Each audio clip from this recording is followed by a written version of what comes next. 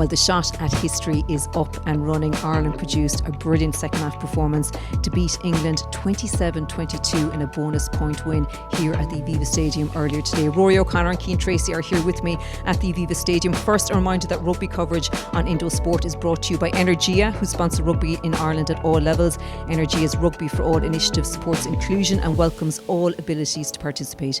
For more on the rugby partnerships and exclusive home energy offer for rugby fans, visit energia.ie/rugby. Well, lads, how about that for an opener?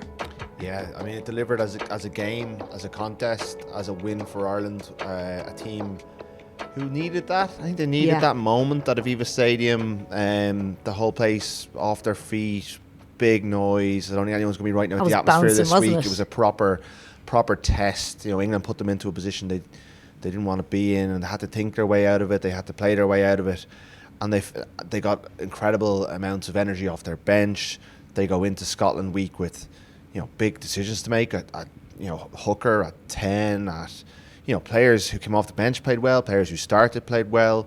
They are in a really, really good spot, despite the fact that the first 30 minutes was pretty worrying at the time, and they had to kind of think their way through an England plan that undermined them, and I think teams will take what England did and try and put their own stamp on that. So there's things they'll have to work on, there's things they'll have to improve on.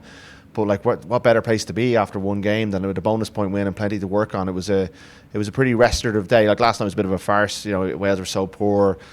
Italy, Scotland, the bits I saw of it didn't look like a great occasion. This was the Six Nations actually delivering on its first weekend. Yeah, it sure did, didn't Cian? Yeah, it was amazing. I agree. I don't think too many people would be talking about the atmosphere. I thought even the anthems were pretty good, the way that they were done. And yeah, like, I was a bit concerned. Sorry, not a bit concerned. I was quite concerned throughout that first half, because I thought we had just gone right back to November, and a lot of the things that we've been talking about throughout the week, the unforced errors, the handling errors, like sloppy penalties, the attack just wasn't firing, and England were excellent from the off. I mean, from the moment that Freddie Stewart, I think it was, won back Marcus Smith, who I thought Marcus Smith was excellent, by the way. I know he got that yellow card, but from the moment they won back that kickoff, they really capitalised on a positive start, and they were making Ireland look ordinary again. Their attack, tactically as well, they were on it, weren't they? You know, the camera went to Andy Farrell at one point as well, and you're kind of going, you know, are we going to be ruining the fact that Andy Farrell is away? And look, obviously he is a big loss, but I thought as opening nights go for Simon Easterby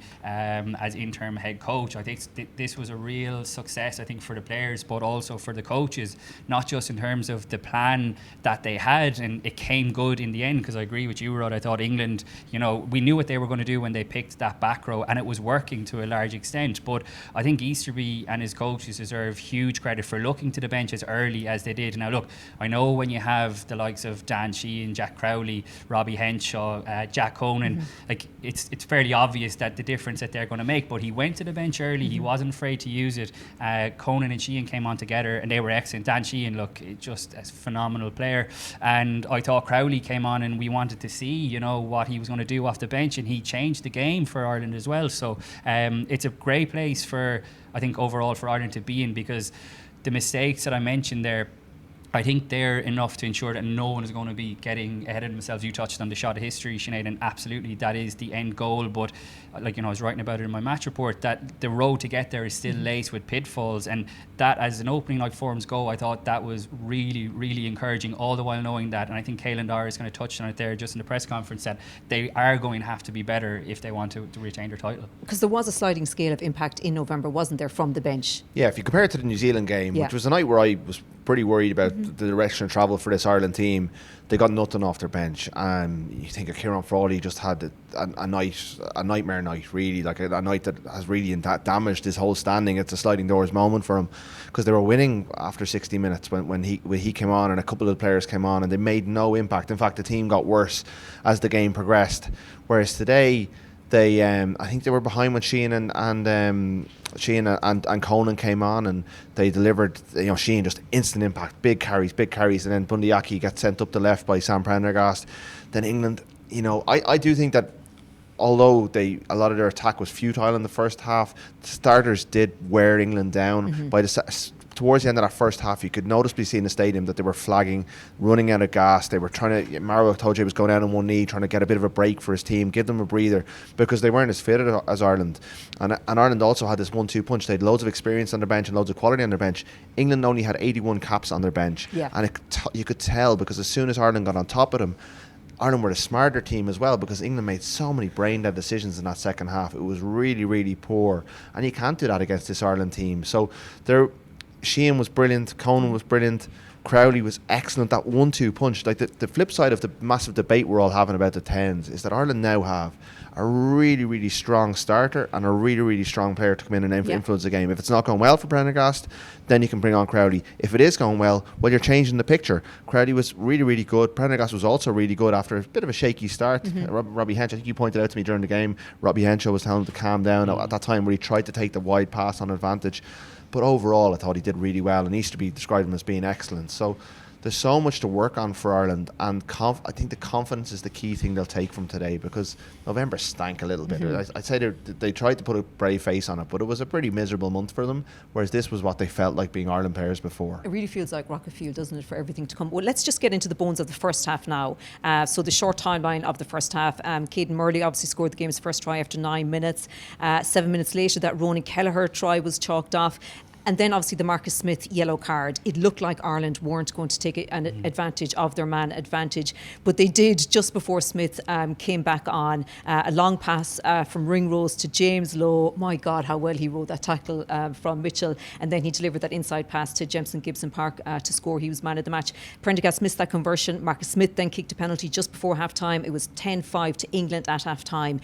They did look impressive. It did look very worrying for Ireland. It was absolutely crucial that Ireland got that try during the sin bin period, because it was the last play before Marcus Smith was coming back on. Opportunities they didn't capitalise on. And the psychological advantage that England would have got if they had held Ireland out, I think could have been detrimental to the whole game. And that's what I'm talking about, the errors that they were making. They were dominating territory and possession, but they were the creators of their own downfall in lots of ways. So I thought that was absolutely crucial. And then even Smith comes back on, like you mentioned, Sinead, and gets that penalty at the end of the first half. So like Ireland, whatever was said at half time had the desired effect. Was it 17? No, how many points scored they have? 20 something?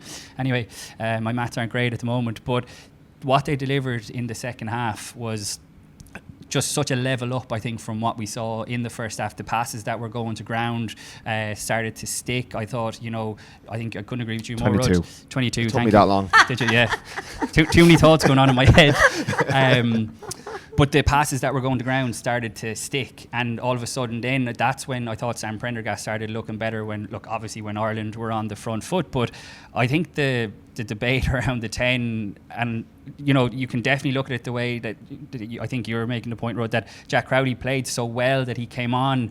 There might be an argument where the Ireland head coaches are thinking, well, it went so well that why wouldn't we use it again? But we just came out of the press conference there with Steve Borthwick, and I thought it was pretty telling that he pinpointed Jack Crowley's impact as being one of the major decisive factors. He said the change of 10 had a big impact, and that he thought he did very well. So I think the debate is very much live for this week. I really do. I think as well as Prendergast did. It would be absolutely ridiculous to change your 10 after a win. I think that plan works. I think I think Crowley will start against Wales, possibly against Italy in the last game as well. But I think Prendergast did enough there today to keep the jersey. And Crowley, Six Nations debut, so we have, you know what I mean. Oh, so absolutely. And I thought he did a lot of stuff well. Some of his passing was really excellent, and I think Crowley, he won't like this, but he's so good off the bench. He was so good off the bench against Australia and so good off the bench against England that he's very good at that role. And maybe he doesn't want to be that good at that role, but I think he's definitely in the mix, and it's a conversation. But I don't think I can see them putting Sheehan in, maybe, although Kelleher was exceptional as well. The line-out was brilliant, and Brian Baird, although he had a couple of mistakes, he also did a lot well in the game. So they have. I don't know whether you twist. You've an 8-day turnaround to Scotland. You've just had a big win. What you did worked. Why don't you? Do you stick or do you twist? I would stick. I thought Prendergast did enough to keep the jersey.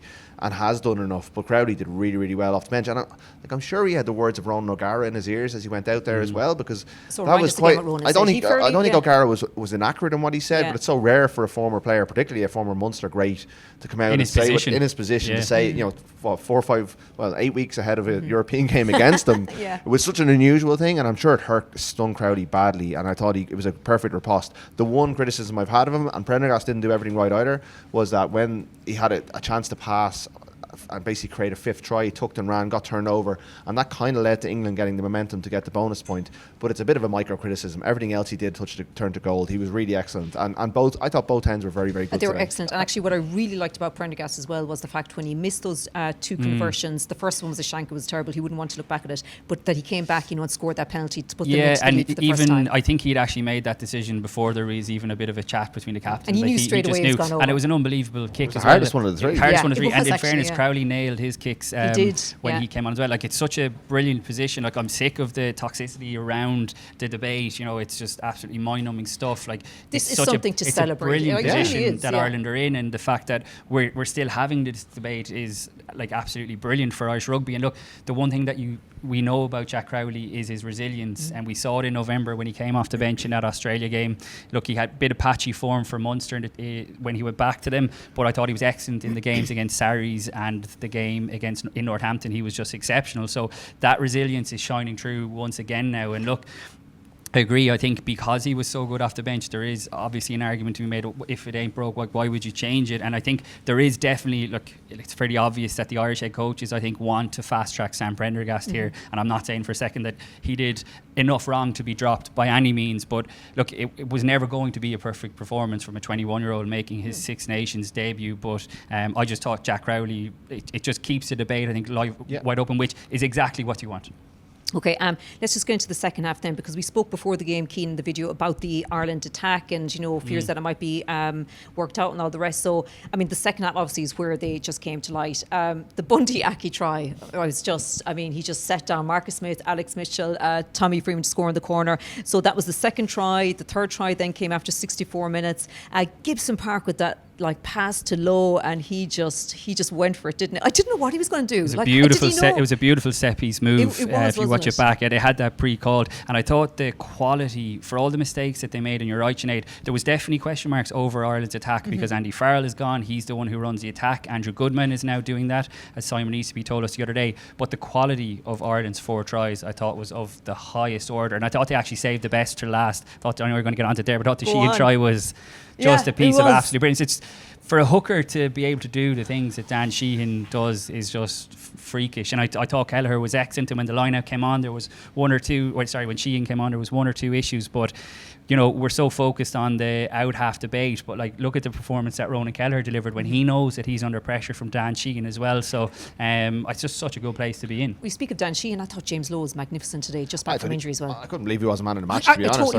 Especially because Gibson Park had a terrible first half an hour. His passing was so uncharacteristic. I think a lot of the errors stemmed from him. Maybe it was the pressure that they were getting at the breakdown. In fairness, I thought England's plan of picking 3 open sides really worked, and it took Ireland a long time to figure it out. But Lowe, when Lowe brushed off Alex Mitchell's tackle, didn't look like there was much on. And Ireland were in a bit of trouble at that point. They were kind of running out of ideas. They're running out of steam, and they gave the ball to James Lowe and said, make something happen, and he did. And sometimes you need your players to do that. Bundy Aki gets the long pass from Sam Prendergast. It's a lovely pass, but he's got 3 England players in front of him, and he just skittles the 3 of them away out of his way. Like, where would Irish rugby be without these guys that they went and signed a couple of years ago for Connacht and Leinster respectively, Gibson Park as well, like such shrewd acquisition. I mean, I'm not a big fan of the residency laws, but they've exploited them so well, and really those players have become so important to this team in terms of just giving. David Humphreys talked about there the 3 X Factor players in the team plus Mac Hansen, and they delivered it in spades today, those 3. Lowe was outstanding, and for he made his return against the Stormers. You do think some of these players, I think they are hothoused by the RFU during the provincial windows. They are kind of kept in cold storage and unleashed after kind of a block of good training, because himself and Sheehan looked in top nick. But that was a key moment, and Lowe delivered key moments throughout this game. And I thought he might have butchered the Ty Byrne try, but he took the right decision in the end, and they got over the line. Was on the other side of him. It's interesting that you mentioned those three guys in particular, because I was on the train into the stadium earlier today, and there was a mother and a daughter sitting next to me, and the mother was reading out the Ireland team, and the little girl got so excited about those three players that you mentioned, James Gibson Park, James Lowe and Bundy Aki. They were the three guys. Oh yes, they're all playing. So these are the players that I think to get the fans off their seats as well. Look, there's times when Ireland are just crying out for pace on the wing. There was one stage where Mac Hansen got the ball on the far side, and you're just, willing him to go out the outside, but he just doesn't have the pace. And James Lowe is a bit similar as well. But on the flip side, what he lacks in out-and-out pace, he makes up for strength. Because look, I know it was Alex Mitchell that he shrugged off, but there aren't too many wingers who have that power and acceleration through contact. And the telepathic connection that Lowe and Gibson Park have is just, look, I know it's really kind of cliche to say that that's the Kiwi in them, but I think it is. And we see it for Leinster the whole time, the way they're able to link up. Obviously the Ty Byrne try comes from that as well, which I think it looked to me like it was a pre-planned move anyway. But yeah, like they are, as you said, Rod, the X-factor players. They're the players who get people off their feet, and Irish rugby is blessed to have them really, because they've just been a breath of fresh air really, all three of them have. Yeah. I thought their tactical kicking in the second half, like a lot of the stuff that they were poor at in November, their line out was exceptional today. Maybe not exceptional, but it was very, very good. England didn't compete that strongly, but that's partly because they didn't pick Ollie Chessum in the back row. Their discipline was better. England really lost that game through their own discipline. Like Maro Itoje kind of lost it a bit during the second half. That little push on the back of Ollie Lawrence's push, that's back-to-back penalties. You're just putting yourself in a bit of a hole. Chandler Cullingham South, brainless one that when he took a man out in the air as well. And some of the stuff that Caden Murdy got up to, that was just not international standard rugby. And Ireland saw it, and they went after it really relentlessly. Thought they were smart in terms of getting the ball. That was probably the biggest roar of the day, actually. Was when they, but that's what the Ireland-England games. That's what ruthless teams do. They exploit weaknesses, and like for a guy who obviously was making his international debut, had the dream start by scoring the try.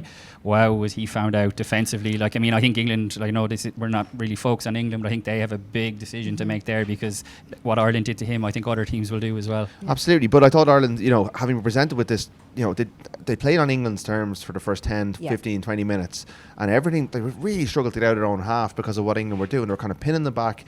Ireland were trying to kick long and on, and England were running it back at them with great success. England were winning the aerial battles. England were finding space in the wide channels. It was really worrying from an Irish point of view. But then they started getting the ball off the pitch, because they realised England didn't really have a line out. And even when they won their line out ball, it wasn't on their own terms. They weren't really able to attack off their line out. They were much better on counter attack than they were off kind of structured play. And slowly but surely they just took the strength away from England, and then they took the legs away from England, and the result was those brilliant tries in that second half. But I thought tactically it was a very smart performance from Ireland after a pretty poor start. Yeah, because they just absorbed it all. They just hung in there, and it just, again, between all that tactically, it just spoke to the character of this team. And I know we can overplay the word character, but it really did. But it was a big test of character, not only the way the game played out, but also they don't have their head coach, who is their inspirational figure. As much as people can overplay that, it is true. I mean, Andy Farrell is the one who sets the tone and has done throughout the last few years, and that's why I said at the very top, I think Simon Easterby and the coaching staff, Paul O'Connell, John Fogarty, Andrew Goodwin, they deserve enormous credit, because this was as much as a coaching success, I think, as it was the players. Not only the game plan, look, they knew what England were going to throw at them, and I think there was an element of trying to maybe let England punch themselves out a little bit, which is what happened. And Ireland knew that if they were thereabouts 50 minutes, they had the bench to come on and make a difference. And like we said, each one of those players that came off the bench really, really pressed on their advantage. Not only that, Cian, Sexton, I know it's a long time now, but it's still, when the World Cup finished, everyone was worried about how they'd adapt to Sexton being gone. Peter O'Mahony was the captain last year. He wasn't in the 23, so they were without him. I know there was a lot of experience, it's the most experienced Irish 23 ever picked. But some of the big leaders of the group over the last 10 years, weren't on the pitch. Conor Murray only came on for the last 6-7 minutes when the game was really dead. So other players had to step up. I remember Doris stepping up, making a big hit on Ben Earl, forcing a turnover midway through that second half. I think he turned the ball over subsequently afterwards, but it was still a big defensive stand from the captain. Josh van der Fleer had moments, Ty Byrne had moments. There's a slightly, I know it's slower than some people want it to be, and I know there's still a significant number of players who are over 30. But most of those players will be around in 2-3 years' time. We're seeing this team evolve. 21-year-old out half, new captain. You know, both. I know Doris captained Ireland against Italy last year, but starting a campaign together for the first time. A 25-year-old coming on for the 21-year-old out half, and him performing, like, that's a real strength at this stage of the cycle, at this stage of the tournament, and. You know, as well as doing it without Farrell, there's a lot to be impressed by there. If it hadn't gone well tonight, and we were talking about the issues that we were talking about in November, because they were evident again, like, there would be, I think, a sense of panic because Andy Farrell isn't there now for next few weeks, whereas this win just gives that bit of breathing space. They have the extra days preparation for Scotland as well. Look, I think they'll be hugely annoyed that they conceded those two late tries. What about those 2 late because tries, look, you touched on it, Rod, it meant that England got the bonus point, but also it impacted Ireland's points difference, which could be absolutely crucial when it comes to, you know, who knows what's going to happen over the next few weeks. But that scoreline flattered England in the end because their attack, it didn't warrant, I don't think, the 3 tries that they got, particularly the 2 at the end. So they'll be really annoyed with that because, you know, having got themselves in such a comfortable position, I think they just switched off and their minds were already on Murrayfield next weekend. But that's not good enough if we're being hypercritical. You know, you want them to be ruthless and absolutely, you know, just shut England out. And I think the other negative was the injury to Philly Bealham. Yeah. So we don't quite know the nature of that yet. They were a bit coy, which we think we're hearing knee, but not serious. But at the same time, it's only 8 days into Scotland. He limped out, and it's really compounding just the fact that Tadhg Furlong, although Easterby says he might be back, I'd be suspected he probably won't. That's be my back. sense too. Yeah. I can't imagine Joe McCarthy be back either, having gone off with I think concussion. We could say certainly a head injury. The other a day, nasty blow is what Easterby described it. Whatever was going on in training. Well, it was obviously competitive last Wednesday, and but you know, you're going in because Tom O'Toole's also suspended, with potentially your 4th and 5th choice tight heads. Now I thought Clarkson was really impressive the way he came into the game today. His scrummaging was good, and you know, around the park he doesn't let you down. Scotland would be a different challenge, but whether it would be a tougher challenge, it's not France. I mean, that's the one saving grace, is that it's not France next week. You'd imagine if Finlay Bealham, and it is an if, is out, Jack Ainger, obviously, who was called up, hasn't played for Ireland yet, hasn't even spent too much time in camp, but Ireland were really impressed with him in the Emerging Ireland Tour. You'd imagine maybe Ollie Jaeger would come into the squad as well. I think he'll be really disappointed actually that he didn't get the nod for Jack Ainger. So look, I think we should look at the positive in these things, because we at times are too reliant on certain props like Andrew Porter and Tadhg Furlong when he's fit. So if you are getting guys, no, absolutely, but for a game against Scotland that's not France, and look, I know, like, not trying to, like, you know, underestimate Scotland and what they're capable of, particularly at home. I think you'd be, because Tom Clarkson got the experience that he did in November, that he came on tonight and did really well. Jack Ainger, look, is a bit of the unknown, but like, let's take the glass half full approach, that it's no harm to get these guys experience if you want to build that really important depth chart. Yeah, just a word again, we just need to mark about it being Simon Easterby's first game as interim head coach. He was really animated, wasn't he, in the coach's box as well, like during various stages of that. He came into the post-match press conference there wearing a nice blue shirt, kind of a different attire to Looked like we're straight out of the needed an iron. But two shirts, blue was going to be for the one that if he won, black shirt if he lost.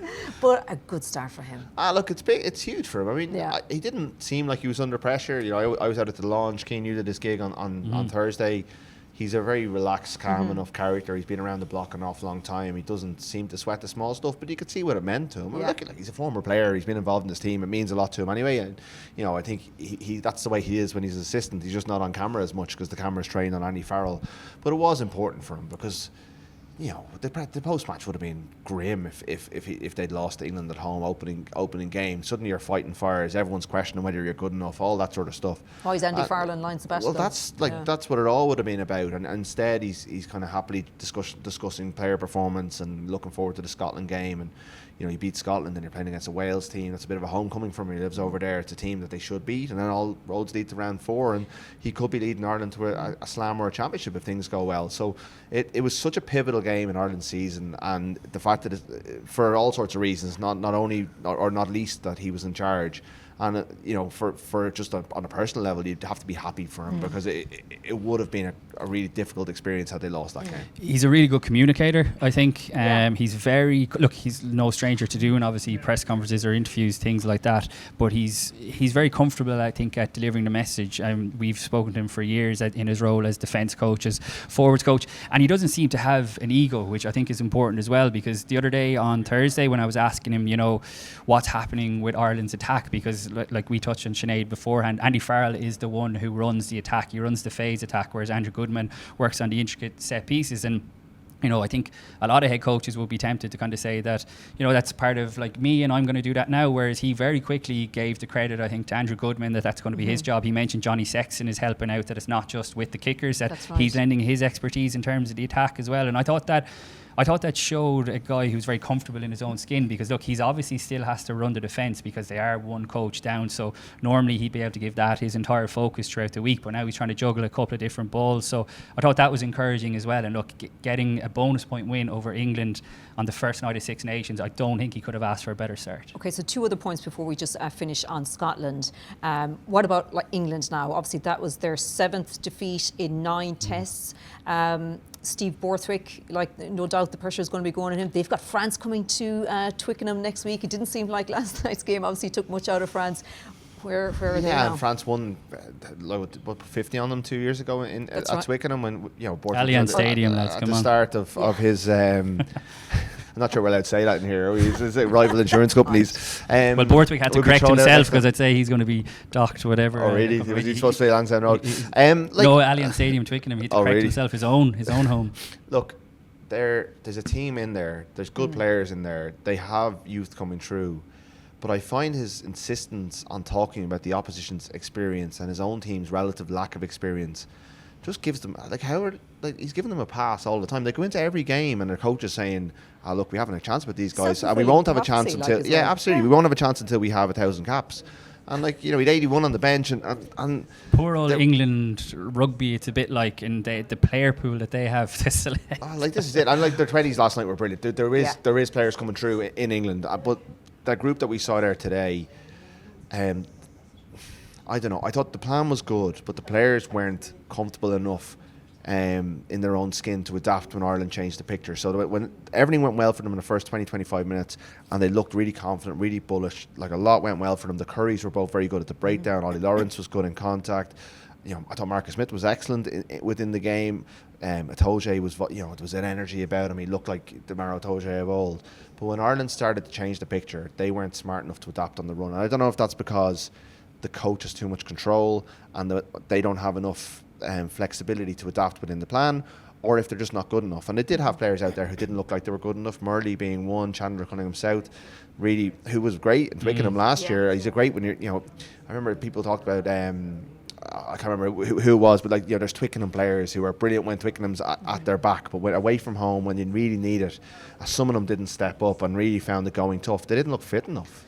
Alan Walters was, I think I may have said it earlier, but he was running down the touchline shaking his fist after Ireland, one of the big Ireland moments. Ireland poached their fitness coach, and they haven't got a new one. There's a bit of a shambolic thing going on behind the scenes. You go back to Felix Jones leaving, and it's all the questions are there. And I think Borthwick's a smart coach who's done good things within the game, but I'm not sure he's a head man for an international team, and I'm not sure his team really stacks up, even though there's good players within it.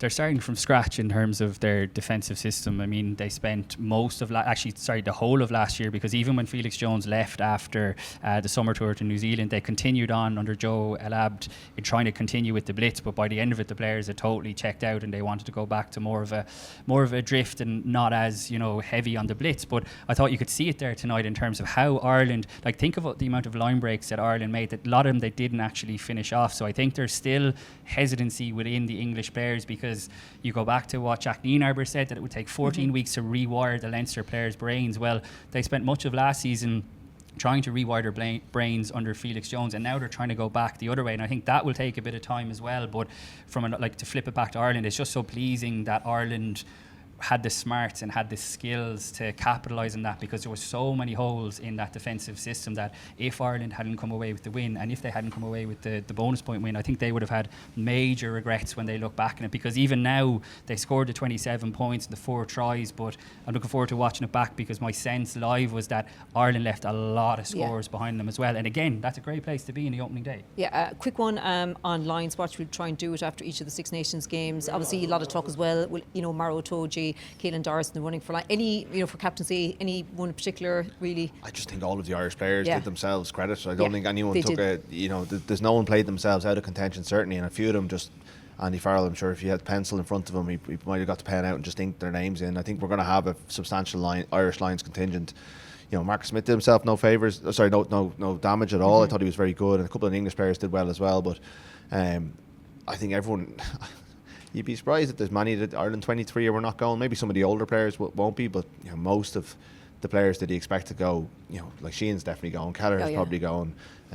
If you go through them one by one, most of them are going, I think, and if they're not, it's going to take a hell of a performance from some Scottish, Welsh and English players that we're not expecting to get them out of there. I think it was a big night for James Lowe, I think, in that regard. I would expect him probably to go on tour, but that left wing spot is probably open. And look, Farrell knows, and he stuck by James Lowe when he had the issues when he first broke onto the scene. But I thought he was excellent, because that position is definitely open. Look, all the guys that you mentioned, I think, are pretty certs to travel on the tour to South Africa or to Australia anyway. But I thought it was a big night for James Lowe in terms of enhancing his credentials, because he was excellent for Leinster here a couple of weeks ago as well. And look, we know what he's capable of, and like that left boot is just such a big option, and you look at how much Andy Farrell has used that as well. So big night for him, I thought. Okay, so Scotland up next, 8-day turnaround in Murrayfield. They just scraped past Italy 31-19 at Murrayfield today.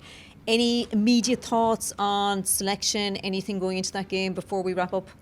I'd go again. I thought the combination, pretty much, unless if Joe McCarthy's back, that changes the picture a little bit. Beelan. But I thought, and obviously the Beelan one is the big one. So Clarkson will come in for him, and Angel will come onto the bench for him, unless Tyke Furlong's back. But in terms of obviously it depends on how energy levels in training and whether some of the subs are in better shape coming into the week, and you might be able to change things up. But I would just pitch them up again and send Dan Sheehan on after 50 minutes alongside Jack Cohen, and bring Jack Crowley on to change the picture. Why not? Against tired players. Like, what an impact he made, because Kelleher is very good at tiring you out, and his set piece is very good. I don't think he didn't Sheehan did brilliantly. I would have no hesitation to blame him, but I like the combination of players coming off the bench. Keep some players in reserve, throw them out there, and like, you could change it and you wouldn't weaken the team at all. It's certainly, I think Crowley could start and do a very good job. Sheehan, obviously, Jack Conan could come in and do a very good job. Those three in particular would all impact the team. But with an 8-day turnaround, I don't see any need to change it. Yeah, I totally accept that school of thought, but I just think Dan Sheehan isn't just such an exceptional hooker that I think my instinct would be that you have to have him in the team from the start. I think there's a very strong argument for Jack Conan to start. Look, I thought Ryan Baird, it was sort of a classic Ryan Baird performance where he had the couple of big moments, but he got drifted in and out of the game, and then he got taken off early. And Conan has been exceptional for Leinster since he's come back from his injury. So while I totally accept that it worked, and it really did, I just think sometimes you look at guys and how well they're not just played tonight, but have been playing. Look at how well Sheehan did a couple of weeks ago. I think you will be tempted to start the two of them. I think Easterby's point, though, that the starting team softened them up, and the finishing team came on. Like, that has to be taken into account. And Baird, there was a couple of mistakes. There was one defensive error. There was a penalty where he came from a completely offside position and gave it away, which was very, very silly. But there was a couple of lovely subtle handling moments. I think he definitely added to Ireland's line out on both sides of the ball. So he has his own strengths. Yeah, he didn't grasp it in the way that maybe he just goes in and out of the game, doesn't he? Like, it's and that's something Conan spoke about himself a couple of years ago. Maybe he needs to go and talk to Jack Conan about how he goes about doing that. Conan is operating on a very, very high level, but you wouldn't want to diminish what's coming off your bench either. I guess what you could do is start with Conan, put Baird on the bench as a second row, and then maybe get a Keane Prendergast or a Cormac Kitsachuku onto your bench for a bit more punch. Ian Henderson didn't do anything wrong today, but I'm not sure he comes in and impacts games, albeit he gives you a bit of leadership. But there's a few little tweaks that they could make, but I don't see the need. the fact we're even talking about that, I just think again is just such a great place to be. Yeah, it is. It really It's is. a good night, lads, wasn't it? Yeah. Oh, look, it was a brilliant start, Yeah, and it a really great was. atmosphere, Great all that sort of atmosphere. stuff, and a brilliant. Like anytime Ireland beat England on Lansdowne Road, it's kind of it's a big national moment, and to do it coming from behind, I think it was the first time a team has come from behind in this fixture since 1986. So it's it doesn't at half time. So if you're half-time, trailing yeah. at half time, you don't Yeah. normally win this game. So to come Yeah. from behind and do it, I think everyone left the stadium happy except for the lads who were singing "Swing Low" after 20 minutes. Okay, Rory and Cian, thanks a million for that. Well, there'll be more rugby chat on Indo Sport with Joe Malloy and, of course, with Will and Luke on the left wing.